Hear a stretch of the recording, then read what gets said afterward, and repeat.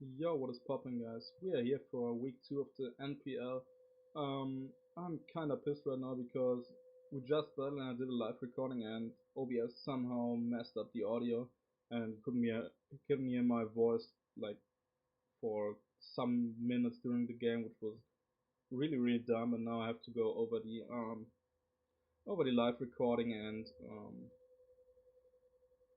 have to like commentate the battle post like after it happened instead of live, which kind of sucked because I think it was pretty solid like during the battle, but there's nothing you can do. Anyway, we are facing Pterodactyl, my good buddy, the boy. Um, we are facing his Sin City Staraptors, a divisional opponent from us, and yeah, he won week one, we lost week one, so we have to win here if we want to like have a chance to like get back in our division. Like try to win here versus undefeated team. I have to say because he hasn't lost yet, but definitely hyped for the match because he's very cool guy, very chill dude, very solid player. Always brings some fun sets, so I'm definitely hyped. Looking from the team matchup, as I mentioned, my team builder he doesn't have, but has a defogger or rapid spinner, so I definitely want to lead off with my um, Asagon get up a spike or two. He doesn't bring the Sableye, so he cannot even taunt me, so I didn't think twice about leading with a Saga here. Um, we have to like go over the live commentary because I forgot to save the replay, which kind of sucked. So I definitely go for my spikes here. As you see, as he leads off with the anti probably trying to bring down to myself and revenge for me with the what's it called extreme speed. Sorry. Mm. So because I expected that, I didn't want to stay in because he doesn't have a stealth rocket, so I could have like saved my 1 HP Selgar even for stuff like the superior and like get up a Buckbuzz or another spike on something. Like it's not a big deal. So I decided to switch out into my Rotom here, which is like probably my safest play. And because I can easily voltage out or hit it with a big hydro from the flame charge he goes against, but does absolutely nothing. Tried to go for the sweep here in the early game, I don't know why, because I still have the Rotom. And yeah, here they contemplated going for Hydro Pump because the Volt Switch was pretty obvious because he cannot stay in, and Jolteon can absorb the Volt Switch, but it doesn't really matter because Jolteon, unless it specs, cannot 2 KO me or like deal solid damage to me, and I have a solid check in my very bulky Nidoqueen in the back. So as you can see, I contemplated quite a while here. Mm, ran some cards and I decided to voltage out of there.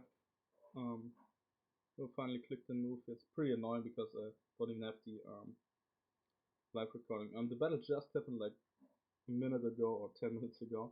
I see he decides to switch out, makes a very aggressive and very good play and goes into his Jolteon to um, absorb my Volt Switch. I have no reason not to go into my Nidoqueen. I calculate here. Specs HPIs has a chance to KO me, but only a very small chance. Like he needs very big rolls. Like there's like a 12% chance to KO me. So I contemplated going into my Aromatisse here as well, but I think overall Nidoqueen was the safe play because even if we went for the HPS, I could have gauged the damage and like see what Teddy is, if he specs on. If he goes for T-Bolt and is locked in, I can easily get off my Stealth Rocky, which hurt his team like a lot. So I definitely go for the Stealth Rocky, and he switches out, probably fearing the Earth Power or like is locked in. So it goes into his Vaporeon, which I have two easy switches for. One the Rotom Wash and the Aromatisse, which can wish off any damage from that thing and like hit it with Moonblast and stuff like that, which do quite a lot to a Vaporeon. I think I go into my Aromatisse here. No, I should go into my Rotom here. I think I go into my Aromatisse later in the game. Um, as you can see, I contemplated quite a bit here. I calc what Sludgewood does, but it does only like 30%, which is absolutely nothing. I didn't pack a lot for this Vaporeon, and because I didn't really expect it because I have Tangrowth and Rotom Wash on my roster and Big Team which could hit it with a big banded Volt Strike.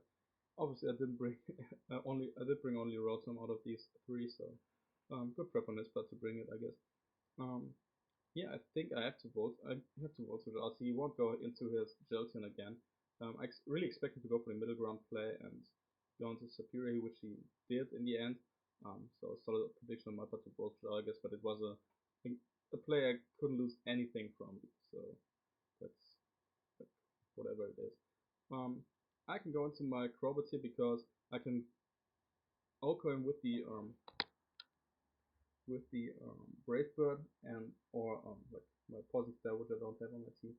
And like I want to go get this Volturn action going here, but he reveals to the left, so I think it's maybe a subset, maybe a more bulky set. But I just hit the U-turn here because like even if it doesn't have a chance to kill, to an offensive superior it does like over 50% with a good roll. But he reveals to be max HP and probably max defense or a lot of defense superior, which is pretty weird in my opinion because like that doesn't do anything to me. Like it doesn't even have a chance to like 2-hit KO on Crobat at +6 or +4, I believe. So that's very weird to hear, but like, easier to play around for me. So I'm very happy about that. Yeah, I contemplate going out into my Asaga on second, but that was really played because I knew it was max HP and very bulky, so he can't really touch my Nidoqueen or my Aromatisse, and I think I decided to go into Aromatisse here, which I do. Um, this superior is very weak, and he reveals to be Reflect, but because his left was Reflect and probably Light Screen, which he has, won't last that long. I just try to wear it down with the Moonblast and like um, burn turn off Reflect because setup Heracross or set up Alexander behind screens could be very dangerous.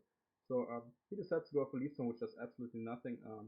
Could easily take another one, but I decided to go for the Protect here and burn it. Another turn of Reflected Leaf Storm, and then I just decide to go out into my Crobat. I calculate and does like a Leaf Storm does like 25% max at +2, so mm, that's not a big deal for me. He doesn't know yet that I'm Choice Scarf, which is great for me because you would see me why that's great for me. So he goes for Leaf Storm, does nothing, and Reflect is absolutely gone now. I can just eventually he doesn't have a lot to switch into a Bravefoot, and he doesn't want to go into doesn't want to be in the Volturn cycle here. So I just Bravefoot. I expected to sack his Superior because it doesn't do anything with my team, and I burned all his screens, and it was pretty low and doesn't want to switch it to Hazard. He goes into his Alakazam, and I decide because I have a roll to kill, I have a chance to kill him a very high roll if he doesn't have investment on HP or defense. I have like a 70% chance to Oko with the Adamant Breadbird here. So I just go for that because I don't want him to do anything else to my team. I don't need Crobat for anything besides maybe the Heracross, but I have ways to deal with that obviously. So I just go for the Breadbird here. I contemplated sacking, going into my Aromatisse, but I didn't really want to be like this to be a substitute set, which could have been really annoying. And I just go for the Brave, but you do as much damage as possible because, like, even if I don't kill him, he's definitely in range for in range of hazards when he switches out. So regardless of how bulky he is, so I can just fire up a Brave Bird here. Because I'm faster prior to Mega Evolving, or Crobot is faster prior to Mega Evolving than Alakazam, he still doesn't know that I'm Scarfed, and like that's great for me. He goes for the Calm Mind, and this Alakazam now is absolutely useless. I can easily go for the Brave Bird here to revenge kill it. Even if he wants to switch out, this Alakazam is dead, and that's his biggest threat to my team gone, which is amazing for me. Crowbat picking up his second kill here in a couple of seconds. Um, yeah, I think he kind of contemplated some plays here, but it kind of was obvious that I was going for another Brave Bird, and because he didn't know that I'm Scarf yet. So that's really good for me. Get rid of his biggest threat, which like could have easily beaten my wall core. Um, Especially at +1, like +1 Alakazam is a bitch. Um, I think he made a misplay setting up there because even if he like he should have known that I'm adamant at least, or like banded and jolly. And he didn't want to take a U-turn at all because like even if I went locked into Brave, but he would have taken a big hit um, from my Crobot. I don't think it was a good play for him to set up here. He was just gone for the safe psychic, get rid of my Crobot, but now he goes to his Vaporeon as I go into my Aromatisse, which is kind of a stally part of the battle, I guess, because like we both can't hit each other that hard. But I'm in a very good position here still because Aromatisse with the Moonblast, which is stronger than his Scarf, and the Wish Protect can easily stall him out. Like I can stall him out earlier than he can stall out me. So um, I expect him here to Wish up and just go into my um, round, but he Scars after getting a special attack drop and a crit, which kind of sucked him, but he got out that back with his what's it called Wish, obviously. So here I decide to Hydro Pump actually because I really expect him to go into the Jolteon, and Hydro Pump does a hefty chunk. It takes 24% from the hazard, and like Hydro Pump is an easy 2 KO from every range, which is pretty nice. Kind of sucked that he didn't get a Scalp on earlier, at this part in the game, because that would really help him, like forcing me to aromatherapy up and stuff like that. But I think I have probably the game won if I don't misplay it. And here I decide, because I still don't know what set this judgment is, I expect it to be specs. Here I decide to sack my Acelga. A second spike would have been nice to like pull Heracross or Vaporeon in range for stuff, but who the fuck cares, right? Who don't play for differential here, and it's the safest play to sack my Acelga. Um, yeah, just calc what U-turn does from my Crowd because I want to get rid of this thing. If he switches out, he's dead to Hazard, and Crowd definitely has a good matchup here. Mm. U-turn definitely is a kill, does like 34 to 44% or something. So just go for that. Save my Crowd for the Entei or the Heracross later in the game, and just kill this Jilton here with the U-turn. Here I decide, because I want to bait out the Vaporeon, I think I decide to go into my Nidoqueen actually. It's like I don't know what kind of set the Heracross is. And like Vaporeon is his most passive mono. I can like just wear it down, I think, and then deal with it. Thankfully he didn't make this game longer than he actually needed to, because like his Vaporeon could have stayed there for quite some time and Wish Protect the shit out of me, but like I think it would have been an unnecessary play because I'm up 5-3 and he doesn't have anything to break through my Road and Wash Aromatisse Nidoqueen core at all, and like it doesn't make sense for him to like beat me. I sacked my Crobat here. Oh no, I go to my Road and Wash. Sorry. I wanted to like gauge the damage from the Sludge Wave, but then again I need a healthy Nidoqueen to deal with the Heracross, because at +1 I can take an Earthquake if it's like a scarfed Heracross variant, and I just want to keep it, like, to play it as safe as possible. He goes for a Scald on my on me. I vote John and I expect him to Wish, so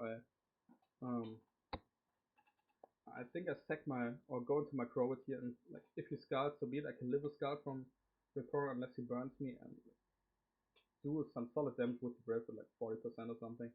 Have a chance to knock him out, but very small chance because he was left effect. But he burns me, and my Crobot goes down here after getting 3 kills. He definitely did his job, so not really necessary. And to put this thing in range for my Rotom Voltage, because that's actually the only way I can beat it, I have to go into my Weavile here. Knockoff does 47 to or 44 to 53% or something. It has a chance to kill the Vaporeon if it's like not max defense. And like I have to get rid of these leftovers so that I can wear it down more easily. Definitely an annoying mon here, but I just set my Weavile to the Vaporeon here, like basically get a one for one deal here. Um, I will go for the knockoff here with my Weavile to get rid of the lefties. He will scarf me and like, we will both go down because after that he will send an Entei and revenge can be yada yada yada. Definitely an annoying part for me because I couldn't really touch this Vaporeon, not even with the Rotom. I probably should have invested a little bit in special attack on Rotom to deal with that thing better, but I didn't really expect it to come and I wanted as much like bulk as possible to take on the Entei, which was a really big threat to my team. Mm. He protects to get himself out of knockoff range, but I just want to get rid of these leftovers and knockoff does here 45%, one of the lowest rolls I could get, but he was out of range for me to kill him anyway, and he decides to not prolong this battle at all. He just sacks his opponent to the knockoff here, which I'm pretty happy about because I didn't really want the battle to go longer as necessary. Um, yeah, I definitely have to go for the knockoff here. Um, I calc here how much a knockoff would do um, to the opponent, and he could actually wish protect Stormy here if he protected on this turn, but he decides to just sack this mon, which is pretty nice in this, but because the battle was lost for him 100% in my opinion, and now he can revenge me. I won't save any differentially because that would be dumb, and he's a good buddy of mine. Like I don't want to like be a jerk and like play for differential here because I don't think it's necessary in a league to play for differential. If you are good enough, you make the playoffs anyway. I don't think it will come down to differential later in the season. Kind of want to skip a little here. I think I could just go into my Rotom here. I still contemplate what to go for, but in the end I decide to go into my Rotom. He tries to burn with his sacrifice, which is absolutely nothing. I hit my Hydro Pump. I could have like Volt Switch out of there, but it wasn't really necessary. And now he's only his Heracross left, which I expect to be scarfed because here he locks himself into the Stone Edge, but whatever move he wants to lock himself into, he has no chance to win. Mm. If he locks himself into Mega Horn, both Nidoqueen and Aromatisse wall him. If he locks himself into Close Combat, it's the same. If he locks himself into Stone Edge, Nidoqueen walls him. And if he locks himself into Earthquake, he cannot touch Rotom. So he has no shot at winning the game unless he's like, I don't know what kind of weird move it gets, but he needs a lot of crits to beat me and a lot of Moxie boost, which he cannot get because I have like only 3 months left, and that's it. He gets off the Stone Shield, which isn't even a 2-hit KO on my Rotom. I try to put it in range for Sludge Waves or Moonburst here. Missed the first Hydro. He misses Stone Shield, I missed my second Hydro in a row, but that doesn't really matter. The Hydro on the Jilteon and the Entei were more important in my opinion, so that doesn't matter at all. He edges me again as I get off a Hydro Pump. That's a solid 51%, so that's definitely a fully offensive Heracross here. Could have gone for the Sucker Punch, but that doesn't really change anything. And now I can just go into my Nidoqueen and hit the Sludge Wave, which definitely kills here from the ranges at like 30% minimum, even though I'm not not life or boosted. Um, I have the Black Sludge actually, but that doesn't matter. He goes down. If he has the Earthquake now, I could be in a little bit of trouble, but I don't really expect him to be. Like, it wouldn't make sense to not go for close combat if we want locked in. So versus my Rotom, that is. So go for the Sludge Wave killers, and we win 2-0 versus the Sin City Staraptors. Definitely a GG to my buddy Pterodactyl. Definitely go check him out. His channel will be down below in the description. Very cool guy. Puts out some nice content, and hope you enjoyed, even though it was like a post comment instead of a live com, which really sucked. Definitely try to do a live com in another week, maybe in week 4. I actually had my week 3 battle already, so I couldn't live record that one because um, people were in my house and stuff like that. So yeah, definitely go check out Pterodactyl and see you next week for week 3 of the for the NPL. Sorry.